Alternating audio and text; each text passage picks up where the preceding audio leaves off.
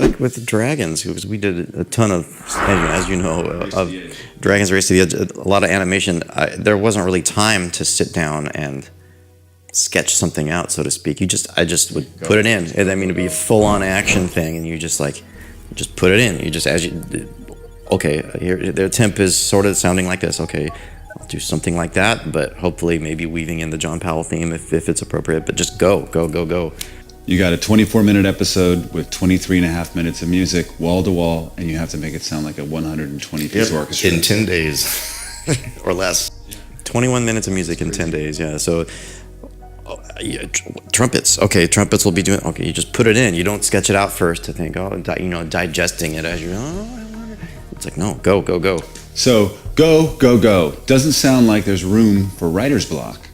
That's a writer's block happens all the time because frankly, you're just tired. Your brain is just tired. So in that case, you just have to pull out the tools and do what you know works. Pull out your bag of tricks, and it's like, I'll do this same thing again in a different way. You end up repeating yourself. I ended up repeating myself a ton, and I ended up recycling a lot of stuff. Because there's a lot of material that we would write that's reusable, and it's in the same show, and it's a lot of similar situations. So dramatically it works. So I would recycle a lot of stuff, and that would help.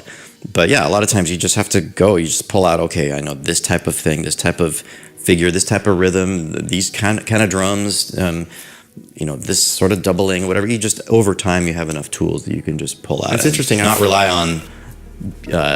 on inspiration, but just rely on logic and tools. I've found that sometimes in those instances where you have complete writer's block, but you just force yourself to push through till it's done, later on, stepping away from it and coming back, sometimes I listen to those cues and it feels like it's the stronger material.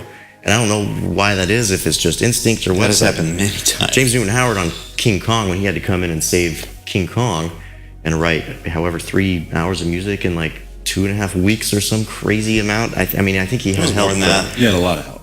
Yeah, but he was talking about, with Peter Jackson afterwards, Peter Jackson was asking him, do you think if you had more time it would have been a better score? And he's like, nope, absolutely not. He's like, it was as good as it would have ever been. Yeah, it was a fantastic part of that, score. I think the pressure just kind of forces some stuff out. I don't know, it's weird how it works. I don't quite understand it. You've got a cue, you send it to the director, they make the changes, and then once they approve it, then what happens? Well, usually if it's actually approved, then it gets sent to the orchestration process. And whether we do that, we often are doing that, or someone else does it. The orchestrator then takes your MIDI file, which is the file with all the programmed information that you can look at to see what's in there musically, and then it's their job to translate the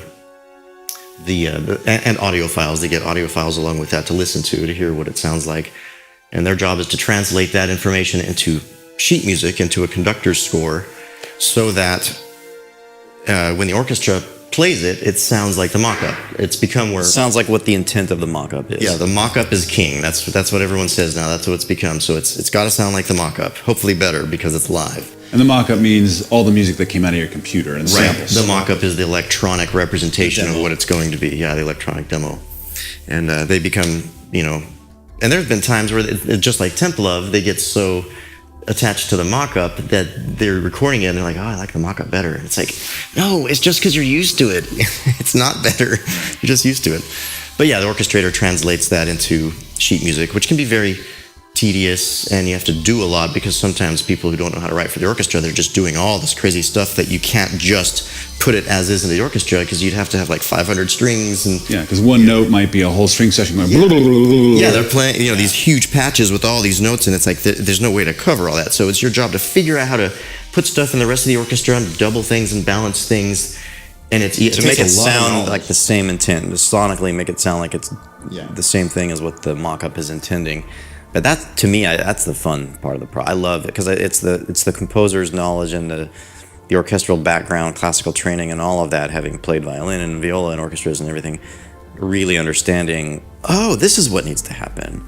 And it's a really fun puzzle to do, and it's not as draining. I mean, it's tedious and time-consuming, and it can be tiring, sure, but it's not draining in the same way of like, oh, I have to be inspired to compose this and just keep composing. Yeah, the music's written, and you're using the same skills, but you're not like, it's not so draining inspirationally. Like you can just keep going. Like I can orchestrate for much longer hours than I can composing.